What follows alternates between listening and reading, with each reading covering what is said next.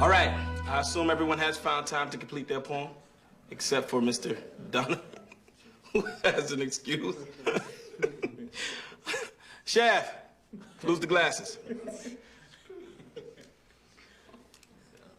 All right, anyone brave enough to read theirs aloud?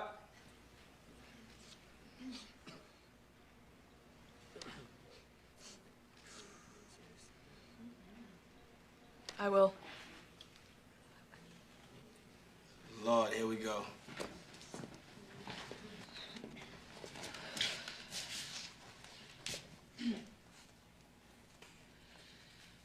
I hate the way you talk to me and the way you cut your hair. I hate the way you drive my car. I hate it when you stare. I hate your big dumb combat boots and the way you read my mind. I hate you so much it makes me sick. It even makes me rhyme. I hate it. I hate the way you're always right. I hate it when you lie. I hate it when you make me laugh. Even worse when you make me cry. I hate it when you're not around and the fact that you didn't call. But mostly I hate the way I don't hate you. Not even close.